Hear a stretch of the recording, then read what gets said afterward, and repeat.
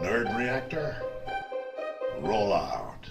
What's up, Reactorites? John here, and Star Wars just released the Star Wars Rise of Skywalker. The Rise of Skywalker D23 Special Look.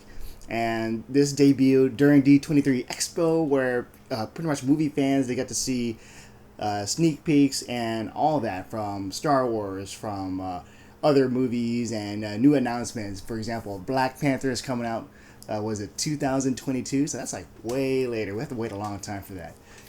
So for Star Wars, I'm looking forward to this just to see how it's going to end with J.J. Abrams back at the helm. So without further ado, let's check out the special look.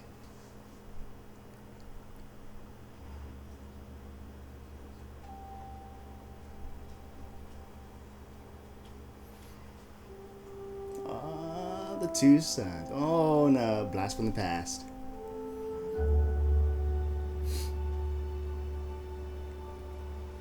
Don't hit me in the feels. Luke, Han.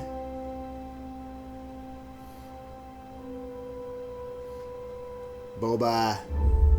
I know.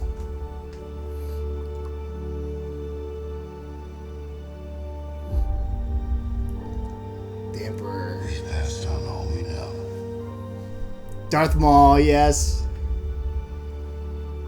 1,000 generations live in you now.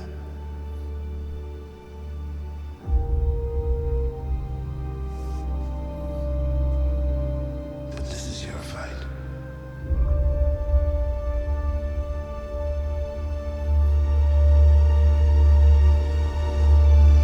Here we go. Come on.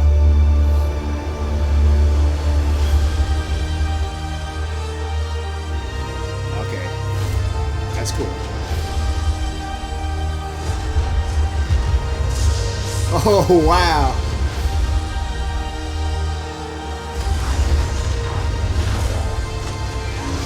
Whoa. Your journey.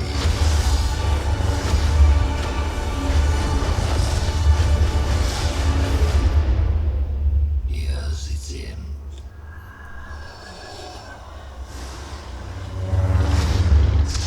What? Wow, that's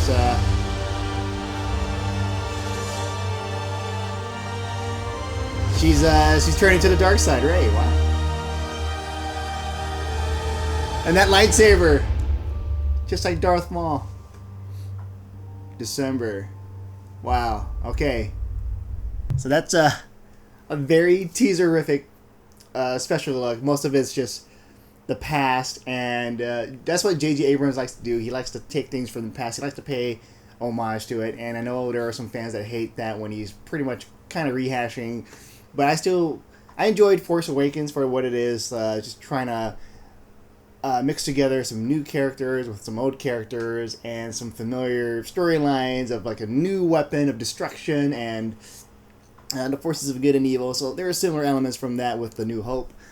With this one, I'm still looking forward to it, but a part of me is like, Rey, I wanted Rey to be, to turn to, hold Kylo Ren's hand at the very end of The Last Jedi. I think that would have made the movie just like 100 times better, because the first film and the second film, she doesn't really know who she is, and there really isn't there's like some kind of struggle, but she just kind of just becomes good.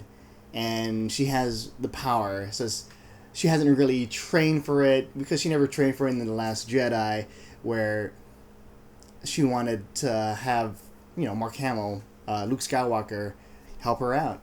And during the whole time, she doesn't really get to train like these Jedis have before. And so throughout her journey, she just is. So she's just powerful. And I guess that's like a good message for some people out there, where it's like, sometimes you can be anyone, you can just be powerful. But in real life out there, sometimes you have to train hard just to become better, whether it's sports or whatnot. Sometimes you might have the gift, but then you still got to train every day.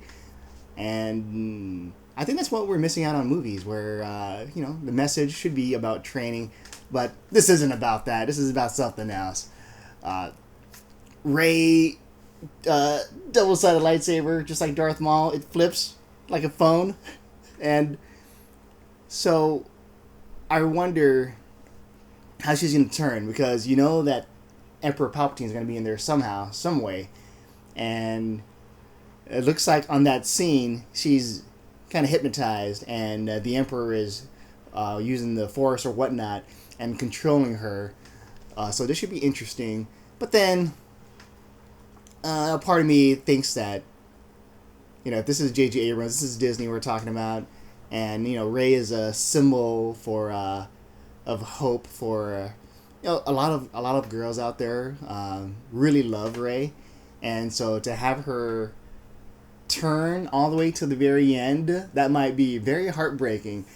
But then again, if you watch Game of Thrones, there's a certain other character that has a similar arc with trying to do something good, and then later just terrorizing people. And I'm pretty sure a lot of fans were like, of her was like, oh, what just happened? So, but for this, I'll be like, okay, all right, let's see if Kylo Ren turns good, because he still has the blood of Han Solo and his mom, Princess Leia, and I hope he turns kind of like to the good the good side, because that's like the trend for the other movies with Darth Vader. He's evil. He's killed younglings, but in the very end, he redeemed himself. And then Luke Skywalker, he's always been good. He struggled a bit in the second film of the original trilogy. So we'll see where this goes. But I want to see Rey go really dark, and I want to see how far she can go. There's an epic shot just with Kylo Ren and Rey, so that was pretty cool. But I'm like, Rey's probably going to kick Kylo Ren's ass again, just like she did in the first film. Even though he got shot by Chewie. But, he's already defeated in the first film. And so how is this going to be a challenge in the next film? And I want to see, like, a badass villain, and I haven't seen that yet with Kylo Ren. He hasn't shown that he's worthy enough, just to be... You can't beat Darth Vader. That's like a hard hill to climb. Darth Vader is already the top dog. But, when Darth Maul was introduced, I was amazed. I was like, whoa, who's this guy? He looks cool. Yeah, he doesn't have a lot of screen time, but just for those few moments, even with like Boba Fett or even Jango Fett, it's like, wow, these guys are cool. But with Kylo Ren, I'm like, yeah, maybe. But yeah, Star Wars: The Rise of Skywalker. We'll see how this all ties in with the Skywalker, and then how Emperor Palpatine comes into play. So yeah, I'm gonna be looking forward to this. I want to check it out to see what's happening. I want to go back to just the whole beginning part of the special look, where it's a lot of flashbacks or just showing footage from the old films. We already know he likes the original Star Wars trilogy. He likes to pay homage to that. So I'm great for that. I wasn't particularly a huge... I enjoyed The Last Jedi for what it is, if it's a movie by itself. But if it's a film that's involving the Skywalker legacy, it's... it does piss all over that, especially with the lightsaber toss and Mark Hamill, Luke Skywalker drinking out of an animal and just killing him off in The Last Jedi. So maybe he'll have a Force ghost here. Hopefully he has a Force ghost here if they're going to continue the legacy of, Obi-Wan dying in the first film and he comes back to help Luke. And now a Force ghost of Luke is going to help Rey. So that's going to be interesting to see. And with all this stuff, it's I think J.J. Abrams is going to really... He's just going to go back and just try to appease all the fans of Star Wars that weren't a fan of The Last Jedi and how Rian Johnson did that. And I'll be okay with that, and because I did like The Force Awakens a lot more than The Last Jedi. And Force Awakens, when you saw like the way he introduced Han Solo, it was magical. Like, oh wow, he's here. And I like the way these revelations come about, especially with his Star Trek film where you saw Spock for the first time in that movie, I was like, I got shivers. So I'll give J.J. Abrams props for that. And it's hopefully the movie's long enough. Hopefully they can extend it to really give you a really good arc of Rey, because I feel like Rey didn't really do much other than just be there, fight, win, and there's like no struggle for her character other than, who am I? And then Snoke just says, you're nobody, and then Snoke just dies.